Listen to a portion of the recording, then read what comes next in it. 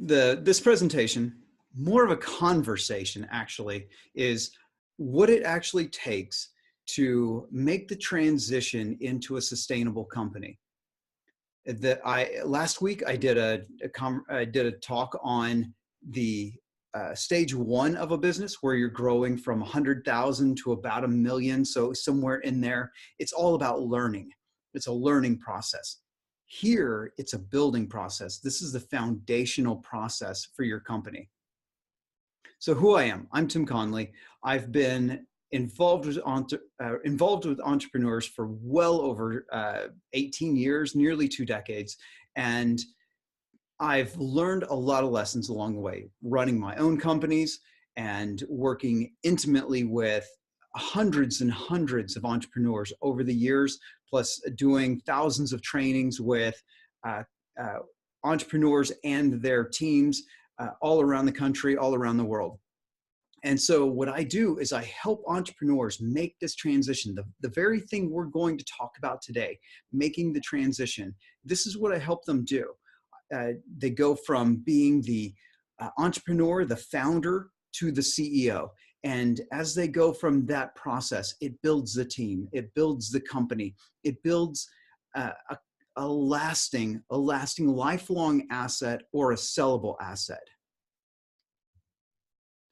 But here's the truth. Here's the truth. Before we can jump into anything else, you have to understand that what you built is not a sacred cow. What you did was test a thing, it kind of worked, you kept it. You tested another thing, it kind of worked, you kept it. Maybe along the way, a few of those things started working mostly regularly to where you could count on them. Oh, we figured out Facebook advertising well enough that we can kind of count on it. Oh, we figured out how to deliver our product, so we can kind of count on that. Yeah, sure, there's some chaos, some fires that pop up every once in a while, but we can handle that. We can handle that. But you have to realize what you did, and this is what all entrepreneurs do, and I mean all businesses are built this way because it's not possible to build a business perfectly. You build them haphazardly, a piece here, a piece there, and another piece over here, and we shove them together. We shove those things together and they kind of work. And then we just keep going. And this is one of the beautiful things about being an entrepreneur is that we can do that. We can take all these random pieces and we can shove them together and we have a real thing. It's so amazing to have an idea and then manifest it into reality. That's what entrepreneurs do. And that's what's amazingly powerful about being an entrepreneur. So when you know that everything that you've done is semi-functional, then when you come into this stage, when you come into this new stage of your business, so you went through this learning stage of stage one where you were selling and selling and selling just so that you could gather market intelligence and be able to create something that the market truly wishes to buy.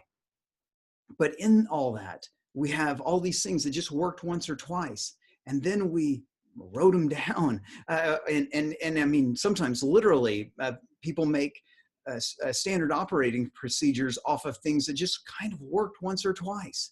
And they go, oh, we're good, and run off. So we're going to talk about this. When all this haphazard stuff is put together, it creates a lot of chaos. I know for a fact, you watching this right now put out lots of fires. I mean, a lot of fires. You wake up in the morning, boom, fireman outfit on. I don't know, maybe that's a fetish. I don't know, but you come into work and you know for a fact, if I open up my email, oh my gosh, I am going to have to put out a fire. I don't want to open up my email because there's chaos. There's nothing but chaos. And this is natural. This is how businesses are done. Haphazard, right? That means chaos. Everything's everywhere, right? This is truth. This is how things are. So what we need to do is learn how to tame this chaos. I know I use the word kill because it's kind of catchy, you know, it stands out, it has powerful, kill the chaos. But what really we're going to do is more like contain the chaos. We're in this stage 2, we're more about containing the chaos, uh, and learning how to guide it, how to guide ourselves and how to guide our company so that we can continue to grow. What we've done becomes sustainable. And this takes you from being founder to CEO. That's what we're going to talk about. And this is, and I want to stress that this is a transitionary period. Kind of all business is always in transition. Either you're transitioning up to where you're wanting to go, or you're transitioning down and away from where you want to go.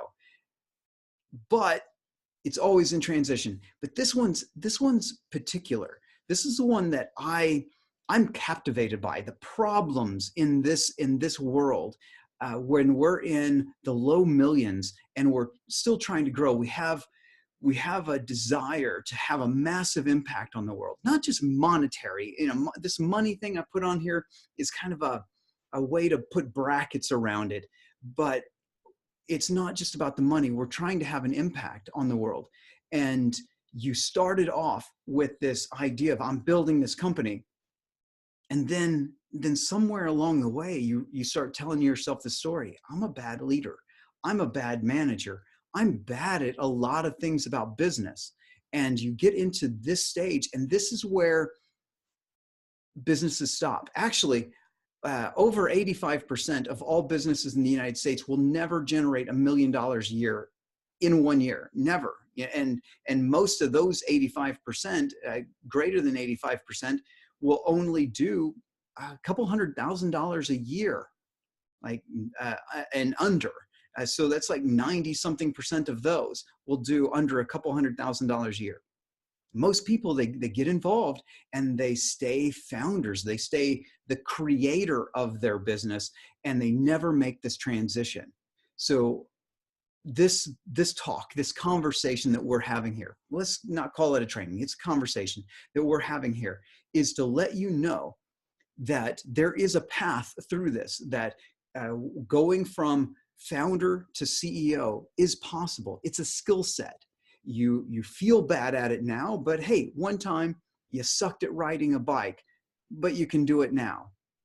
And if you can't ride a bike, then use some other metaphor that you like. Maybe you learned how to swim or something. I don't know, but it's a skill set. You're going to learn it. So that's what we're going to talk about: transforming from founder to CEO. Fundamental truth. Stage 1 is about $100,000 to $1 million in revenue, where you're learning market intelligence. You're learning how to get product market fit, how to do message market match, and how to develop market intelligence. And in this, where you're learning and learning, you're selling, and marketing, just so that you can make enough money to get to here, to where you can actually build a sustainable company. But this fundamental truth is, all that hustle that you personally did as the founder of your company stops working. It just stops. You try, but how many years can you do 18-hour days where you continue to just put in your labor as the thing that's going to grow your company? Your own individual creativity is the thing that's going to grow the company. It stops working. And once you can grasp that truth that you, at some point, you have to stop being a hustler. I know Gary Vaynerchuk and a bunch of others keep talking about hustle, but Gary Vaynerchuk has like 800 people working for him. 800 people allows a lot of 800 very creative minds to go to work on problems. Gary does not solve those 800 different tasks. He doesn't solve all those things. He gets to work on other things. So his hustle is a different kind of hustle. It's no longer the startup hustle. It's no longer the founder hustle. He transitioned to CEO hustle. So we'll call that a different thing. He learned how to manage through other people, and you can too. So you have to go through these 3 priorities. These, like, write these down. You can see this recording later, but for yourself, you have to go through a thinking overhaul. What got you to where you're at right now? Crossing 7 figures, all that work of selling and selling and selling. It's not going to take you to $10 million. Sure, you're going to keep that effort. You're going to keep that energy alive, but there's no way you personally are going to be responsible for the next 10x of growth. It's not physically possible. Next thing is process overhaul. Haphazard, remember, everything's built haphazardly. That means everything in your business needs to be overhauled. And we're going to throw away a lot of stuff that doesn't actually work. And then the one thing, and I put this last as number 3. This should have been like reversed, 3, 2, and 1. So this one's the most important. This one is the thing that you neglected in stage 1. And that's why we're going to talk about it here. We have to build a leadership team. Thankfully, when you're in stage 2, in the low millions, you've got money. You've got money that you can put towards developing and nurturing a strong leadership team. So 90% made up that number. So is a lot of other entrepreneurs. 90% of your problems at this stage, I should have used like 99, 99% of your problems at this stage are the way you think and act operationally. The way your company runs is either going to stagnate, and a lot of times it's because of you personally as the founder of this company. You're going to just hold it down, mostly because of your ego, and your ego's scared. You're afraid. You're so worried to just start letting other people do, and that causes massive operational problems, especially when you're trying to force growth, but you won't allow people to make those decisions on their own. This causes massive problems, probably most of this 90%. But even if you're willing to start letting go, everything else is going to be on how the company runs. What parts that you did in stage 1 of your business as you were growing, what parts actually work? Which parts are actually reliable? And which ones did we keep because we were just growing so fast? We just kept them because we didn't think, we just did not think about them. So to build the foundation of your company, so to go from $1 million to 10 million to 10x your company, you're going to have to build this foundation. And this foundation is operations. So I want you to watch this. This guy being interviewed is Patrick Bet-David, founder of an insurance company called PHP Agency. Don't know how much revenue they're doing. Quite well, I've heard. And they just recently raised $10 million to expand this company. So I want you to take time, listen to this, and hear it from someone else, another entrepreneur, not me, not somebody who's sitting here telling you that you should do this, but this is another entrepreneur talking to an entrepreneur about what it takes to handle fast-growing company. The challenge that I'm actually going through right now is we're having so much growth. June to November, we doubled the size of the company. We've probably increased another 25% in the last 2 months, and we've just closed a bunch of new contracts. We're gonna probably increase it by another quarter or a third in the next 2 months. The biggest challenge I'm having right now is like, okay, this is awesome, all this is great. Now I gotta make sure that we've got the infrastructure, the talent. Did you experience growing pains like that as you started to build this? Yes. So let me ask you, who's your chief operating officer right now? Me. So who's the CEO? Me. Got it. So now let me ask you, personality type, which one are you more? Are you more the CEO or more COO? Your personality type. CEO. Okay. You will realize 90% of your headache is going to be operations. Right. 90% of what keeps you up at night is operations. Because if you had the operation problem solved, you can do what you're good at, and that'll, And so when you're wondering, saying, should I hire this guy? He's a $200,000 a year guy, and he wants equity, and he wants this, and he wants bonus, and he wants this. Oh my gosh, this is too much. I'm giving up too much. It's worth every penny. Worth every penny. This person, I call this person a lieutenant. This is someone that you can trust, that you formulate these ideas and you think, this is where we're going. This is where we're going in this company. I've got the vision, but my vision isn't getting translated down to the troops, using metaphor, military metaphor. Having this lieutenant, this in right-hand man, right-hand woman kind of thing, where you have this other person who can take those ideas and translate them into actions. And this is a very important position, and one that gets put off for way too long. So with my clients, the work that we do, when they're in stage one, when they, the clients that come to me that have not broken the 7-figure barrier yet, they come to me. One of the first things we start doing is working on getting someone to handle most of operations. We don't call them a chief operating officer. We don't call them a operating director. It's just operations manager.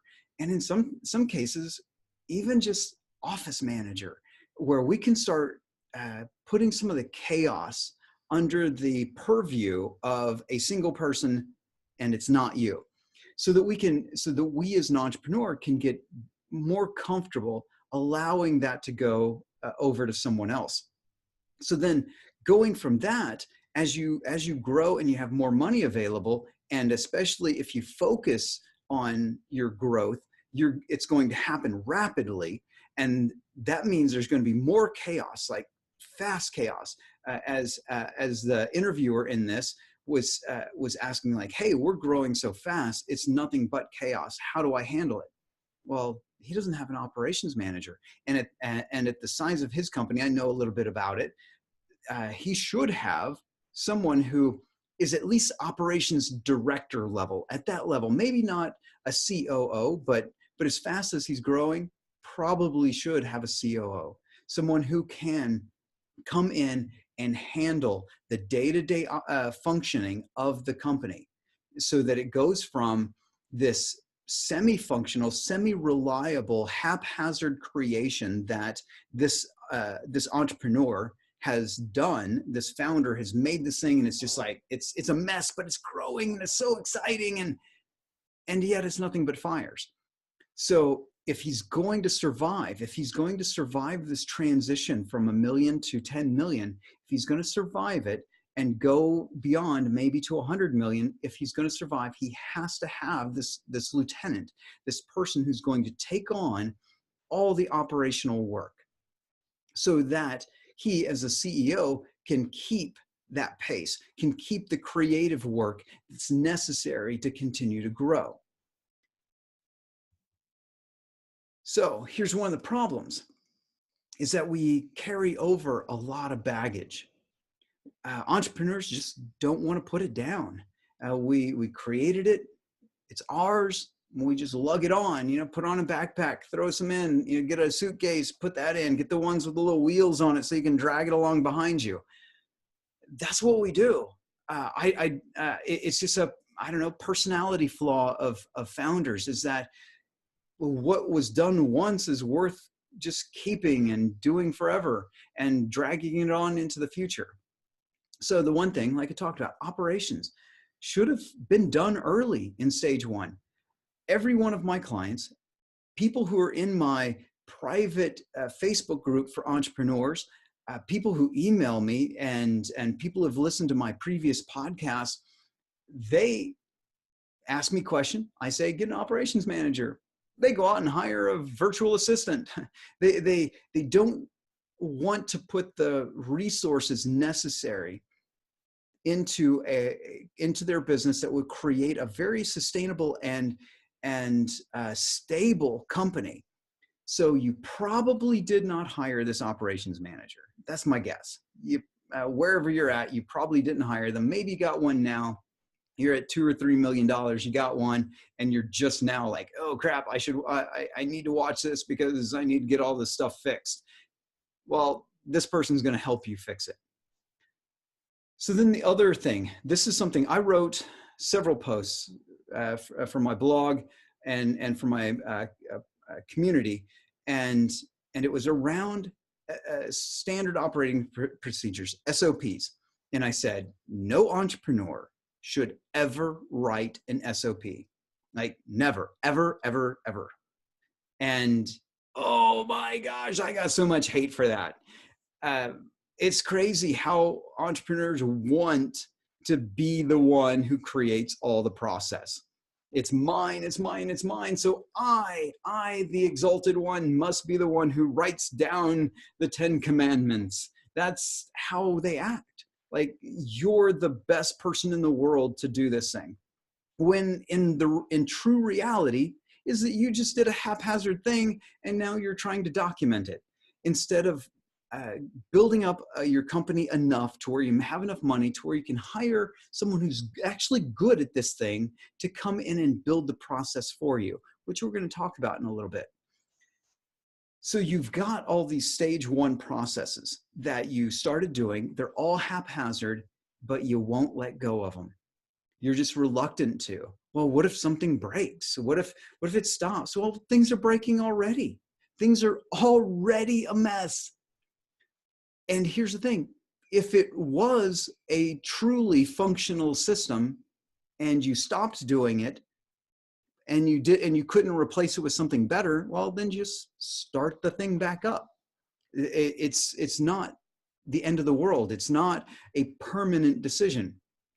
But you have to get through this. You have to get through this reluctance that we have to overhaul everything that we did in the growth of this company, so that we can create a standard for the company to rest upon, this foundation for it to rest upon, so we can actually grow, just grow way up into the sky. So then the next thing that gets carried over, and for the most part lasts most of stage two, this transition from million to 10 million. Even as you're trying to learn how to be a CEO, you're going to keep thinking like a founder. You don't have a choice. It's what you are. But you're going to hold on to that identity. Your ego is just not going to let you give that up. And this thinking, the reason it's a problem is that it puts you in front of everything. Everything has to go through you. So you bottleneck your business on purpose because it makes your ego feel good. This is the one. Here's what I've noticed at people who are in this stage and that aren't making the transition. They get to say $3 million and they just freeze up. The company's not going anywhere. It just stagnates. Almost always what I find in those situations is that the founder is both fireman who comes in and puts out all the fires and the arsonist who starts the fires. Gets bored. The entrepreneur gets bored and is like, oh, what am I going to do? I'm going to break something. I'm going to set something on fire so I can put it out. And they start meddling. They start meddling with the people that they've hired. They do all kinds of things because they're creators. They're fixers. They like to solve problems. So instead of letting go of that founder beginning and transitioning into CEO, they dive deeper into the ego of being a founder, and then that crushes the company eventually. They just stay, and then a lot of the entrepreneurs just get burnt out. A lot of them sell. They don't learn the skills of being a CEO, so they just sell off and don't get nearly the multiple that they could have gotten had they learned those skills and stayed with the company. So inefficient systems prevent scaling. Haphazard works when you're in stage one, works as a startup phase where you just have to get stuff done. You are putting in the work. Let's just get it done, put it together, duct tape, Band-Aids, a little bit of glue, boom, we got ourselves a business.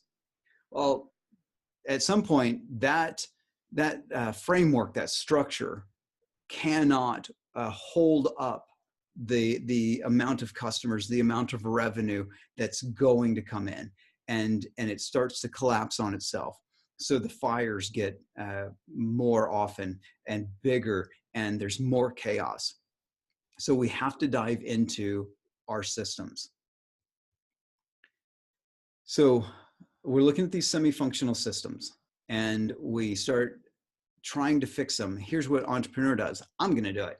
I'm going to go through and I'm going to look at every single one of these systems and I'm going to fix it. No, you have employees. You have people who are doing this work. So work with them. They got brains too, right? You hired these people. They're doing most likely what, if you're an entrepreneur watching my stuff, most likely everything's knowledge work. You probably don't have too many people out doing physical labor. So coding's happening, processes are being created, customer service, doing marketing, doing sales, lots of these other things. These people all have brains and you need to use them. You need to start tying them together and using them for your business. So we take these processes that we just kind of lump together and we go back to first principles and we say, well, what, and we'll cover this in a little more depth, but we go back to first principles and we want to know, well, why are we even doing this thing in the first place? Why this thing? Does it even need to exist? Should we even be doing it anymore? We did it, we kind of held on to it, but do we even need it? We have to start answering and thinking about those questions. And the beautiful thing is you don't have to do it by yourself anymore.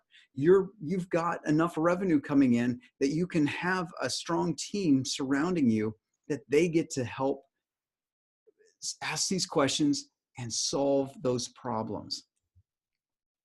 So this part here, the turning what works into procedure, and what you did previously was turn what worked and what didn't work and what might have worked and what sometimes works. You turned that into procedure, and we have to discard all that and get right down to only the things that work get carried into the future, and that's a monumental task. But I'll be honest about that. It is a monumental task.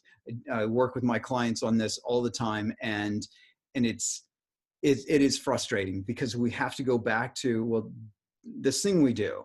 Well, why do we do it? Why do we do it that way? Well, we've always done it that way. Well, that's a terrible answer.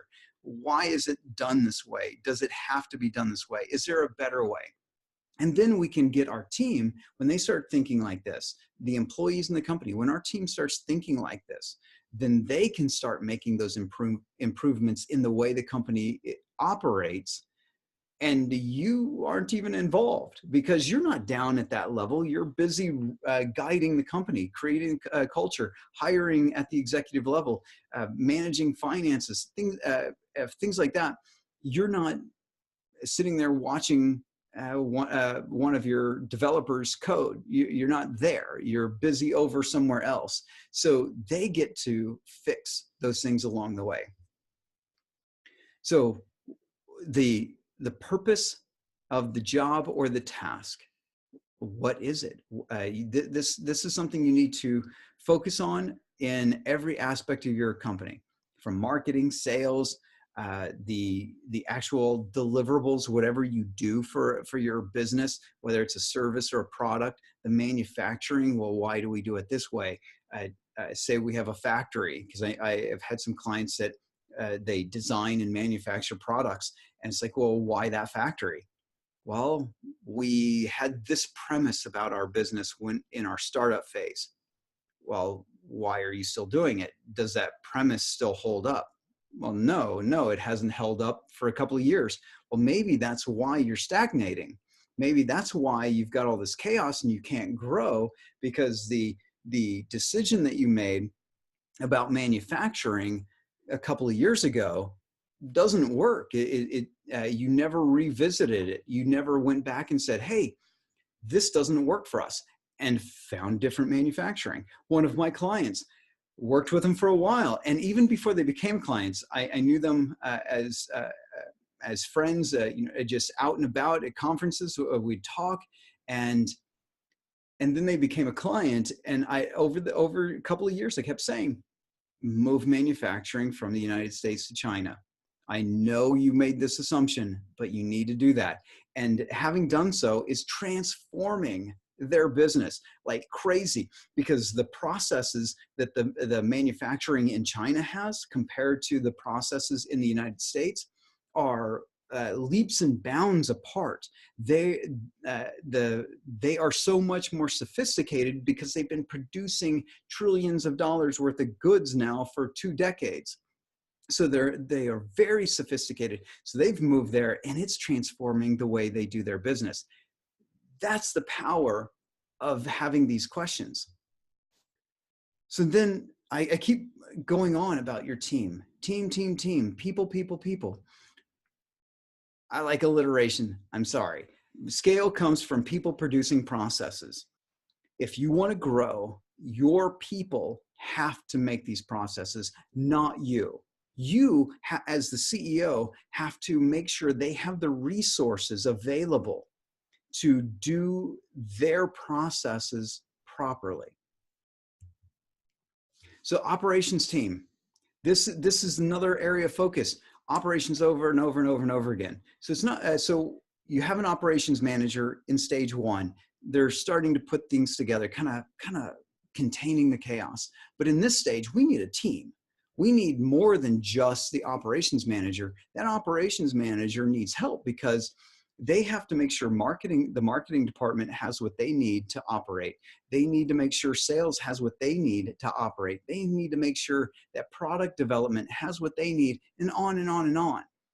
So this one person will not be able to continue to contain that chaos from 1 million to 10 million. Not feasible. So you have to look at, okay, what's my operations team?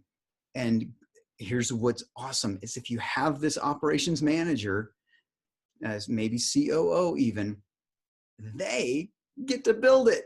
It's awesome. It's wonderful. They are the ones who are going to be responsible for building the team that they need to help run your company and help the vision that you've got for the company to succeed.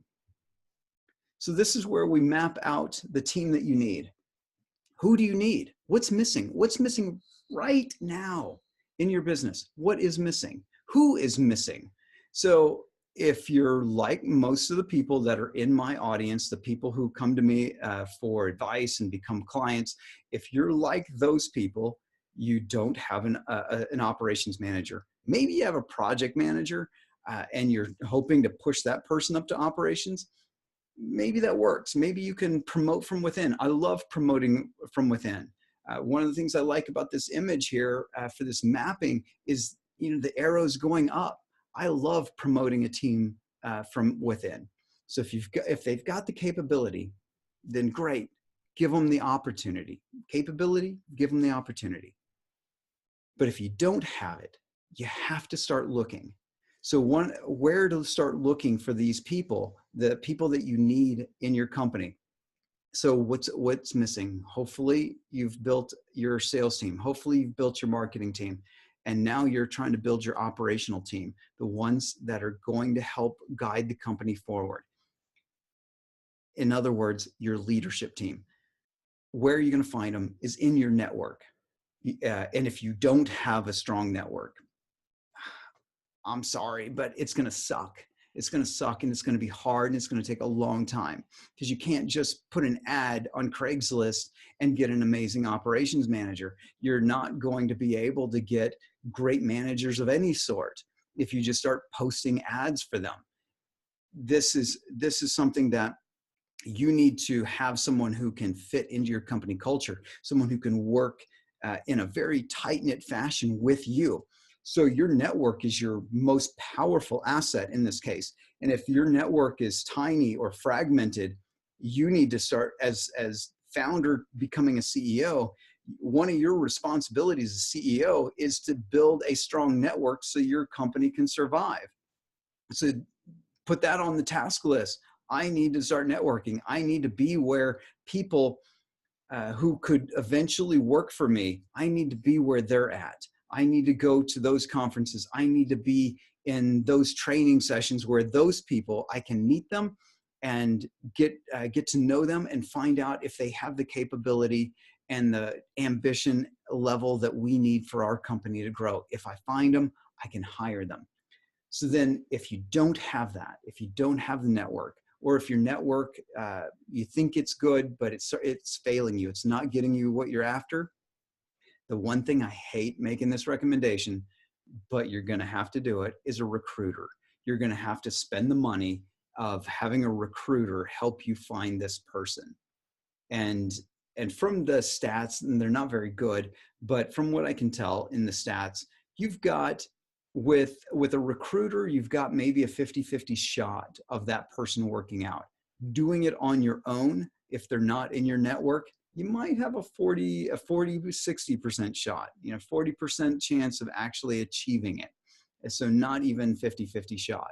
So I would highly recommend, if your network fails you at finding the people you need in your company, the ones that are missing, the leadership team that you need to surround yourself, if you can't find them in your network, go to a recruiter. You're going to have to do it. You're going to have to take some of the money you're making and invest it there. So the types of people is, will they have a direct contribution towards the growth of this company? This is something that doesn't get asked a lot. They just say, oh, I have this need. I need a developer, so I'll hire a developer. Instead of saying, oh, well, in 6 months, I'm going to need somebody who can lead the development team because we're going to have like 5 developers in the next 6 months. Nope, I just hire a developer and then go, hey, can you manage other people? Well, I don't know. Well, let's give it a shot. No, you hire somebody who's already got experience because they can move into where you're growing. This is the power of team mapping, which I can't go into because it's a long process in itself to teach it. But by team mapping, which is something we do with my clients, is we look at, okay, what do we need now? But what are we going to need in 6 months, a year, or 2 years? Can we hire someone capable of growing into that? And that's where this question that I've highlighted is, can this person lead a fast growing team? At this stage, these people are foundational, right? We don't want them going away. They must stay in the company. We need them to help become the framework on which the rest of the company is built upon. Boom, boom, boom, boom. It just keeps growing upwards. They have to be able to handle it. And how long will they be able to handle it? Probably till about 10 million. And then a couple of them will be able to continue on past 10 million. But then they will be a solid foundation upon which you can bring in additional leadership to help you go past that $10 million mark. But right now, all you need is somebody who can help on leading their particular field, whether it's marketing, development, or operations. Can they handle a fast growing team? More people being put underneath them. Can they do that? Can they contain that chaos? Now, this is something that my clients are reluctant to do, mostly because they're still in the low millions. And it's hard to know, well, if I invest in my leaders, what should I invest in? What's going to give me a direct return? Because I need every dollar working for me, because we're still a tiny business. When you're at, say, $2 to $5-6 million, you're still a tiny business. It's going to not feel that way to you. But when we look at the market, we look at the rest of the world and the whole business world, a few $1 million is tiny, like really tiny. And that money does not go very far. It goes so fast. So this is this investing resources into your leaders becomes a little stingy, and it's self-defeating. It is an area where you need to start investing. So here's where you should invest. Training. What's their specific field that they're running? So if you've got developers, well, send your team lead or your manager of your development, send them to training on how to be a manager, how to run projects, how to coach and guide their own people. You send them to actual training for that, or and in some cases there's online training. Coaching, have someone who can coach them on how to be a manager, how to get through the daily hassles of running a team, all the problems that come up. That's a very good resource. Executive associations, network, remember? As the CEO, you're responsible for networking. Well, guess what? Your leadership team should be networking too, because because you're trying to get a compounding effect. You're trying to have a compounding effect of all the people working in your company doing more than just their job. So when you put them into executive associations, they start meeting people and like, oh, you should work for us. You would be a perfect fit. Are you interested? And then they can go, hey, I just met Jane over here and I think she would fit our company and it'd be amazing. We should talk to her, right? That's what you need. Executive associations are for networking. They're for being able to achieve cultural growth for your company. And leadership retreats. This one, I just didn't have the space, but I mean, for this could be an in-house or other retreats where they get to spend time in a casual setting with other people like themselves. And even for your own company, you should bring your leadership team together in a casual environment so that you can brainstorm, so that you can put all these minds to work on where the company's going, what parts of it need to be repaired, what parts need to be kept, and what parts need to be discarded. What I found, and the reason I highly recommend this as something that you should spend money on, is because trying to do it inside the company, because as a consultant, I come in and we do it inside the company, and it's hard because there's always a fire to put out. There's always a distraction. But if you take them away for 2 days and say, okay, you cannot work on anything from the office. It's everything right now is all future work. We're working on the things that are going to make our company much better. And this I found is a powerful tool of getting the best out of your leadership. Plus, it creates camaraderie. It builds better company culture. It allows you to transfer that DNA, like it's all up in your head, transfer it to your leaders in a very tight-knit fashion, and then they can spread that message. They can infect the rest of the company with your vision. They can do that if you are in these tight scenarios. But if you're just doing it like, oh, we have our leadership meetings and our one-on-ones and things like that, you do that, DNA transfer process is slower. So highly recommend that. Now, reality check. I love this image. I use this image a lot. I saw it once, love this image because this is the chaos. This chaos is going to continue to happen. And everyone that I've ever worked with who was under $1 million and then we got them over $1 million, they're like, I thought it was going to get easier. Why is there still a lot of chaos? Well, the parts when they were under $1 million, all those things are easier. That's the good news. All those things are a lot easier. You just now have new problems, new bigger problems, these problems that CEOs have and not founders. Founders don't have these problems.